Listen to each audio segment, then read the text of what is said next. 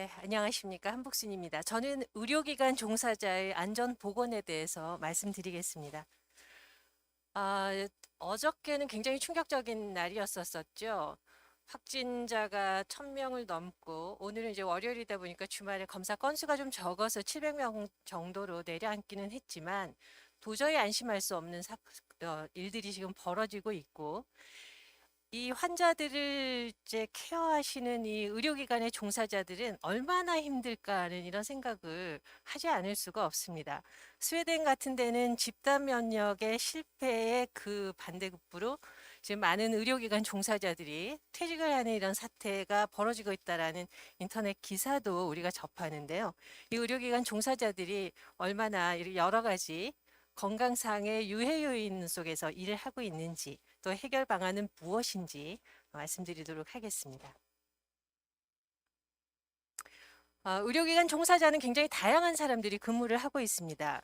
법적으로 의료법에 의해서 의료인으로 되어 있는 분들도 있고 의료기사 등에 관한 법률에 의해서 의료기사들도 와 있고 또 이런 면허는 없지만은 다양한 직종의 사람들이 근무를 하고 있죠. 사무직도 있고 미화원도 있고 보안요원도 있고 여러 가지 다양한 인력들이 들어와서 일을 하는 곳이 의료기관이 되겠습니다. 2016년도 통계인데요.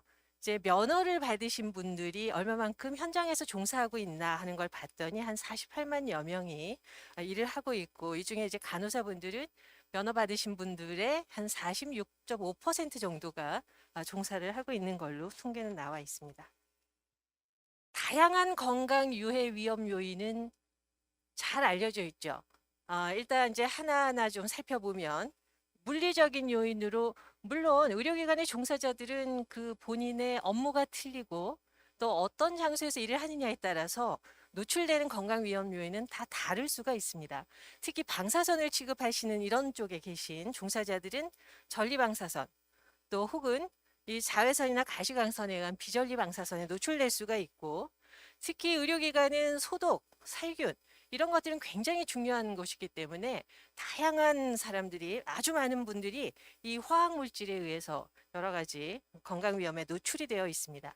특히 수술방에는 마취가스를 쓰기 때문에 이런 위험 요인도 있고 특히 항암제를 다루시는 분들은 또 이런 거에 의한 건강 위험에도 노출이 되어 있습니다. 요즘 이제 제일 저희가 염려를 하게 되고 주목을 받는 아마 유해 요인은 생물학적 유해 요인이 아닐까라고 생각이 되는데요. 특히 공기매개 감염병, 아주 대표적으로는 결핵이 되겠죠. 또 사스가 유행할 때는 사스도 주목을 받았었습니다. 이런 공기매개 감염병의 유행이 병원에서 이제 다양한 이 환자나 의료진이나 영향을 받을 수 있기 때문에 이런 거에 대해서 우리가 항상 어, 경각심을 가질 수밖에 없고 또 특히 B형, C형 간염 바이러스 같은 것들은 혈액에 의해서 문제가 되기 때문에 이 주사바늘에 찔리는 이런 사고들도 상당한 유해 요인이 되고 있습니다. 그 외에도 환자를 이송하고 또 환자 체위를 변경시킨다든지 이런 여러 가지 치료, 시술, 간호 이런 업무들을 통해서 신체 부담 작업을 많이 이루기 때문에 근골격계 질환을 피하기가 좀 어렵습니다. 그 외에도 정신사회적인 유해 요인이 요즘 많이 주목을 받고 있는데요. 감정 노동이라든지 직장 내 괴롭힘이라든지 환자나 보호자로부터 여러 가지 폭력, 성희롱 이런 것들이 많이 문제가 되고 있고 또 여기 종사하시는 분들은 교대 근무자가 굉장히 많습니다. 그래서 수면 장애로 인해서 또 사회적으로 좀 만나야 될 수 있는 시간에 사람들을 만나지 못하기 때문에 여러 가지 어려움들을 호소하고 있습니다. 실제로 이 고려대학교에서 연구한 이 조사 결과를 좀 살펴보면 2018년에 보건의료 노조 산하에 있는 노조원들 36,447명이 응답을 한 결과인데요. 이제 가장 많은 내가 이 건강상, 업무상 뭐 재해라든지 질병을 경험했다라고 얘기하는 거는 수면 장애이고 그 외에 요통 같은 근골격계 질환 그리고 찔리고 베이고 뭐 이런 업무상 사고 재해 이런 것들이 다음인데 감염성 질환은 보면은 한 4.3% 정도의 비율을 경험했다라고 응답하고 있습니다. 아마 내년쯤에 이런 노동 실태 조사를 보고 받아보면 아마 이 비율이 훨씬 높아지지 않을까 있다라고 생각이 됩니다. 이건 국가인권위원회에서 조사한 보건의료 분야의 여성 종사자의 인권 실태 조사입니다. 여기 보면은 이제 환자 보호자로부터 상당히 많은 이런 인권을 침해하는 일들이 벌어졌다는 것을 알 수가 있는데요.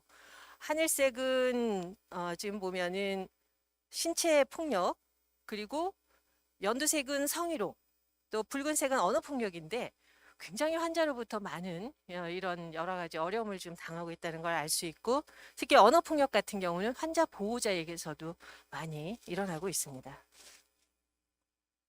그래서 실제로 이런 보건의료 종사자들에게 그러면 이 직장 생활에서 오는 이런 근무하는 환경이 건강에 좀 안전하다라고 생각하느냐, 이런 질문에 대해서는 한 반 정도가 그렇다. 그럼 나머지 반은 안전하지 않다라는 생각을 하고 있으신 것 같습니다. 자, 그래서 특히 이렇게 여러 가지 유해 요인이 많지만 특히 의료기관은 이 감염 관리하고 뗄래야 뗄 수 없는 곳이고, 특히 지금처럼 코로나 바이러스가 유행하는 이 시기에는 정말 여기에서 근무하시는 의료기관 종사자들은 감염 위험에 노출되어 있기 때문에 굉장히 취약한 그런 계층에 있다라고도 생각할 수가 있을 것 같습니다. 자, 그럼 감염 관리가 왜 이렇게 중요하냐, 한 사례를 들어보겠습니다. 일단 의료기관의 종사자가 감염이 되면 혼자만의 일이 아니죠.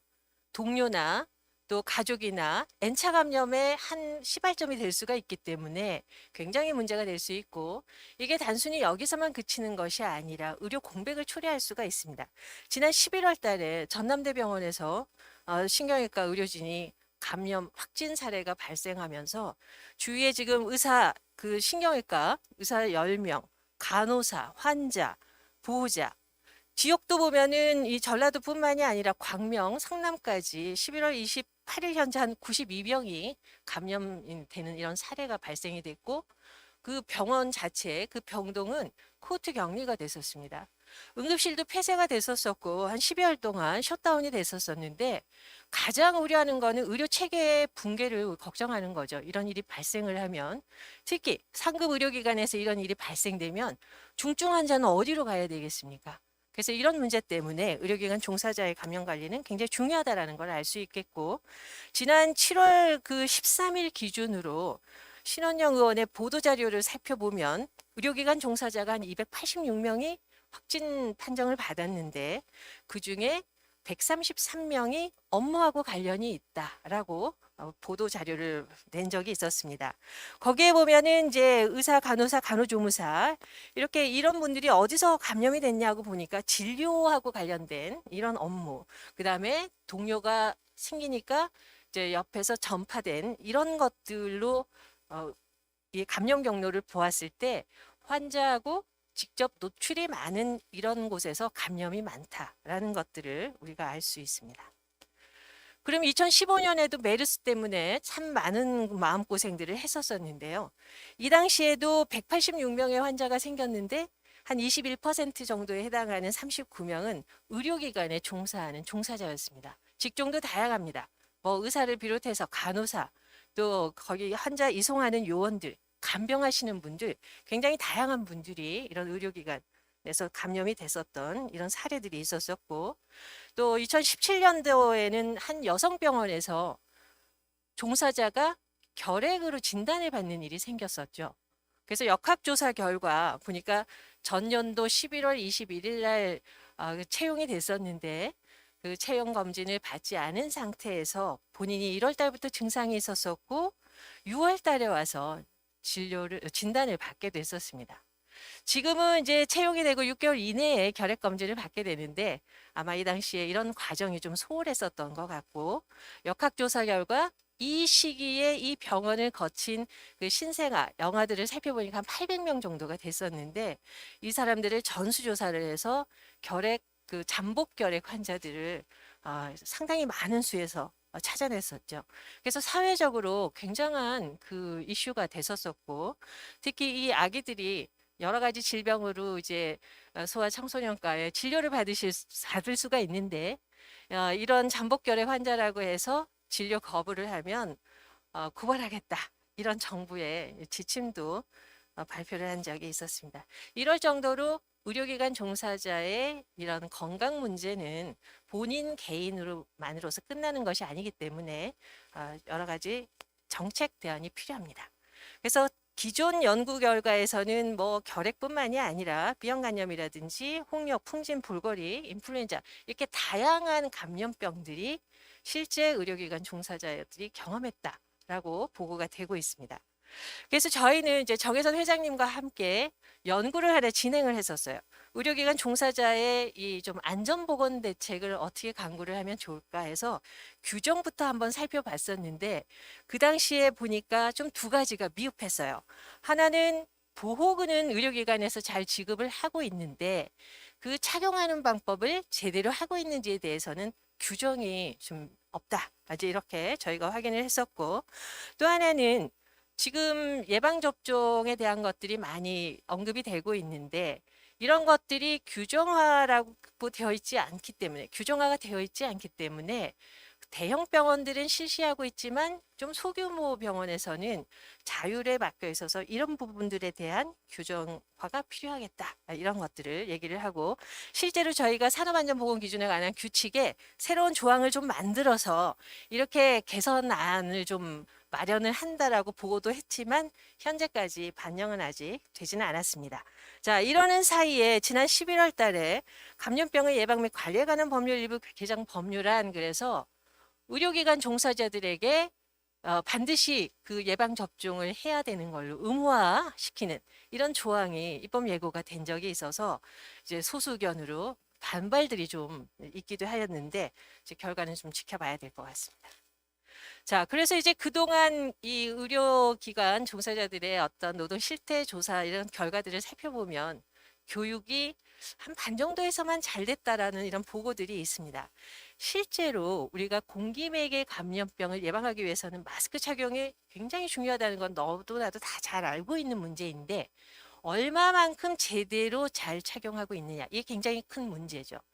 지금 그 선별 검사를 하시는 분들이나 아니면 코로나 환자를 치료하시는 이런 분들은 레벨 D 이상의 방호복을 입고 계십니다.